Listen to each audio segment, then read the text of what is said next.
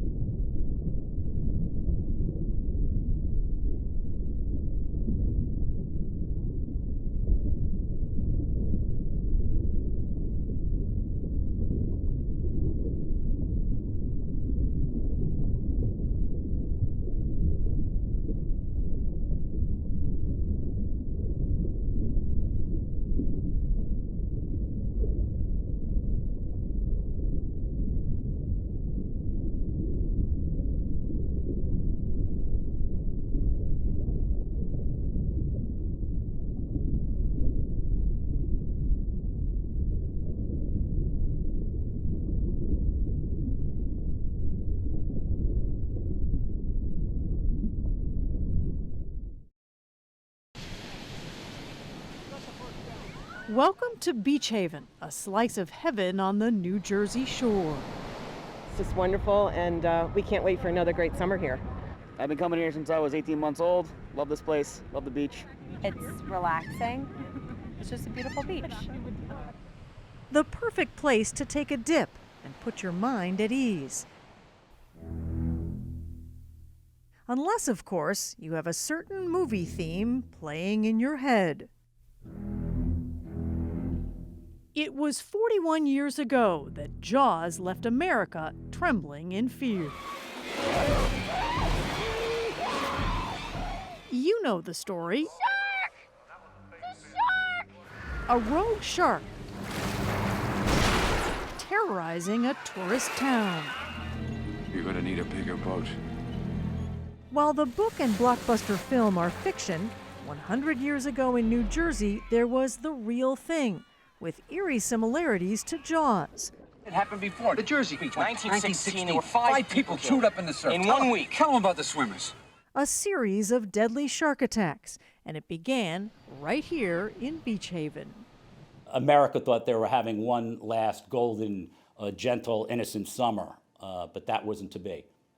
Author and physician Richard Fernicola has written about the 1916 events. The extraordinary nature of the attacks, the viciousness in that period, it still stands out. It stood out then, and it stands out even more, perhaps, in retrospect. Back then, sharks were a distant offshore curiosity. It was widely assumed they would never pose a threat to man. That all changed July 1st, 1916, when a 25-year-old accountant from Philadelphia, Charles Van Sant, went for a swim and was viciously attacked. Doctors said there was no doubt he'd been killed by a shark. 5 days later, some 45 miles north in Spring Lake, a bellhop swam out beyond the breakers. He too was killed. Here you had a case where there were no attacks for 50 or 100 years, and here you had two men in their 20s who were viciously mauled by a shark right in the beach zone. What happened next would turn fear to panic. 25 miles north, where the ocean waters meet Matawan Creek, a sea captain walking near a drawbridge saw a large shark heading upstream. This is where he saw the shark at an... We went with Dr. Fernicola to look at the scene. The important distance is how far from this mouth, how far from the bay are the attack sites. Yeah. So They're about 1 mile. In the next 45 minutes, the shark swam that mile, up to a swimming hole popular with boys from the town of Matawan, like 11-year-old Lester Stillwell. So right where we're going over Yes, right now? right where we're going over right now, exactly. It was here where the shark found Stillwell in the deepest part of that swimming hole and took him under. It's such a serene spot. Serene, tranquil, yes, it I does mean, you seem. just would not expect No. that No. right here. You wouldn't. The other boys ran into town for help. 24-year-old Stanley Fisher was one of those who answered the call. He and others dove in to attempt a rescue, and it was Fisher who finally emerged with the boy's body. But the shark wasn't done. He had come up to a little bit of a shallow on the bank and was viciously struck on the right thigh by this marauding shark. It spun him around twice, took him under twice. The boy was dead. Fisher died a few hours later. They dammed up the creek, and so the creek is more narrow and more shallow than it would have been at that time. So For John Nichols, Fisher's death isn't just fact, it's family. Stanley was Nichols' great uncle, and something more. He's a man in your family who died a hero. he probably was a hero, but I think he also was a man of his times, and he knew the boys well, and he was a member of the community. And the community, and all of America, it seemed, wanted revenge. Crowds descended on New Jersey to hunt the shark. They set up bounty rewards for sharks. They used dynamite and took old spears and pitchforks and rifles and other weapons to try to hunt the shark. The way you describe it, it sounds almost like a frenzy. It was absolutely a frenzy. Sharks became public enemy number one. And to this day, random shark attacks are always front page news. Although they're extremely rare, there were a record 98 attacks worldwide in 2015, including 6 fatalities. Last month, sharks bit swimmers off the coasts of Florida and California. But the experts say the fact of the matter is that humans are the real threat to sharks, with some 100 million killed every year, primarily for shark fin soup. So we have 26 sharks in this exhibit. We have sand tiger sharks, which you can see above you right now, So the ones that teeth hang out. Like this one here, Yeah, right? like that one. Shark educators like Nikki Grandinetti at the Adventure Aquarium outside Philadelphia work to convince people that sharks, if not exactly our friends, are a vital part of the ecosystem. What I really want people to understand is to learn to love the underwater world and the oceans, to understand that sharks are out there to be revered and not feared, to understand how wonderful they are, that they make up, an important part of the food chain, and they're not these killing machines that are out there to eat humans or interact with humans. We are not on their menu. Sharks, Literally. we are literally We're not on on the their shark menu. No. And there's no better way to convince us of that than to take us into the shark tank. You're my protector. Okay, You're I my got guide. you. I got you. Don't worry. Heading into the tank can make you nervous. While these sand tiger and sandbar sharks were curious and came a little too close for comfort, the truth is these are not known for attacking humans. A far cry from the killer or killers a century ago. The 1916 Jersey Shore shark attacks ended soon after they began. While a great white shark was captured near Matawan Creek, the debate continues as to the culprit. Was it that great white? Was it a bull shark, which can swim in fresh water? Or was it several sharks? I still believe they stand out among shark attacks, perhaps even worldwide, as the Titanic of shark attacks because of their frequency, their ferocity, the scientific context. At Stanley Fisher's gravesite, John Nichols pays his respects to the relative he never met but grew to know and admire. He just was in the wrong place at the wrong time in a bizarre set of circumstances that will never be repeated again. So you don't blame the shark, it sounds like. I don't blame the shark. I mean, it was a collision course, and I don't hold any animosity toward that shark or sharks in general. And if he doesn't, maybe we shouldn't either.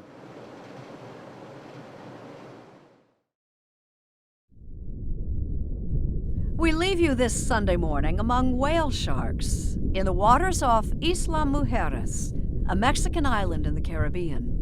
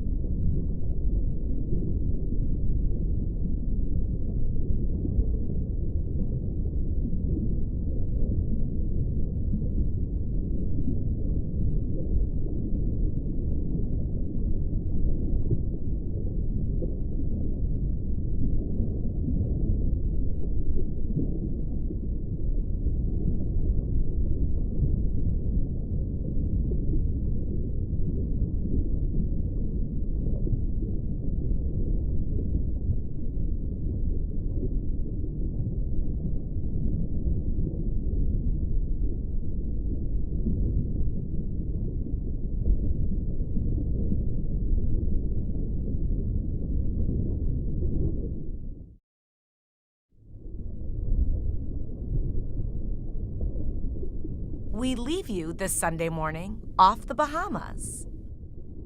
Caution, sharks in the water.